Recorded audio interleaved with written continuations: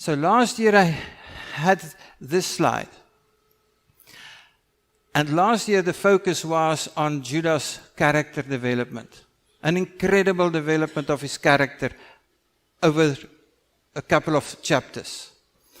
It started out with Judah being this person that is full of deceit, complicity, and lies.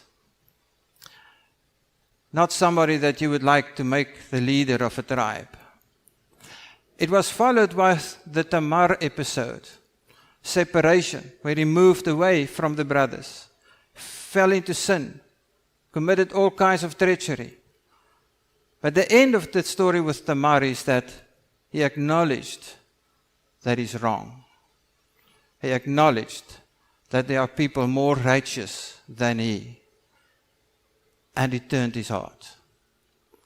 After the episode with Tamar, he went back. And then with Jacob, he said, I will stand in the gap for Benjamin. I will not do the same mistake as what has happened with Joseph. I will stand in the gap this time. Which is then followed with this meeting with Joseph, where he had this incredible prayer of repentance, followed with a desire to draw near Joseph, not even knowing who Joseph is. But then, where he intercedes for another brother. And the moment when he started to intercede for the other brother, Benjamin, I am Joseph.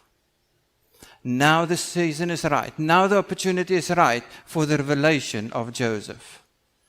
The moment when he interceded for the other brother.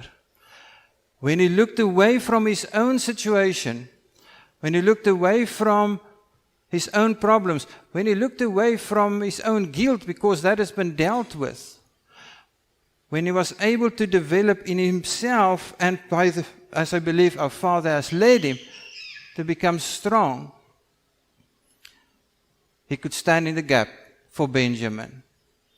That was the key for which Joseph was waiting. And he could say, I am Joseph. And the unification could happen. We read in Genesis 44, and now if I came to you, your servant, that is a different Judah from a few chapters before. My father and the boy is not with us. Since his own life is bound up in his life, pleading for the father. A few chapters earlier, he was part of a deceit and conspired to hurt the father with lies. Now he speaks into the father's heart. Say, since his own life is bound up in his life, meaning Benjamin, then it shall be when he sees that the boy, Benjamin, is not with us, that he shall die. If I do not bring him back to you, then I shall be a sinner before my Father forever. I am Joseph. So, if we are starting to think in terms of Ezekiel 37 and the two sticks, and what we are praying for in terms of the two sticks to come together, and for Ezekiel 36 to materialize as a prophecy, what should we be doing? Intercede for the brother. Intercede for the brother. Because that's the key. Because it's shown here for us. How do you want to do that? How do you want to see Joseph? How do you want to see Yeshua? Look beyond yourself. Look beyond your own problems. Ask the Father to develop and to take you on a journey of development in character, to become strong, to stand in faith, to repent, to draw near, and to be able to intercede. Because in that is the seed for the revelation of our Messiah. So yes, the restoration and the reunion, the reunification of the family requires, it is an essential ingredient, maturity in character. Unfortunately, that maturity is often only reached through a long and painful period of growth. And often, we want to skip over this. Just take the pain away. Just take the pain away. Please, just take the pain away. But we miss the thing, what is really the objective. The objective is for us to grow in our strength, in our maturity in the Father.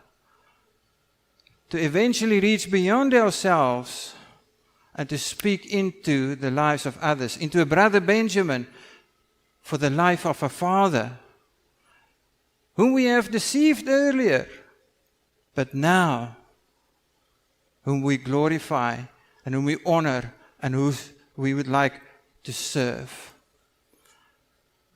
So, I'm sure if we go around this auditorium and ask, have you perhaps gone through a painful time in your life? I'm sure 90% would have said, no, we just sit on the beach and we relax and it's cool. I'm sure. I see the confirmation on all of your faces. No, friends, that tree does not look like that because it was in a laboratorium stored away from the elements.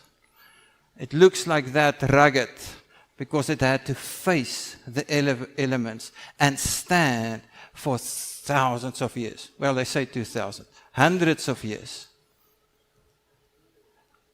And out of that, he's strong. I can still be there. So, the question, however, is not whether we are going to go through painful times of trials in our lives, but how do we take it? How do we approach it? From what perspective do we do it? Face the situation.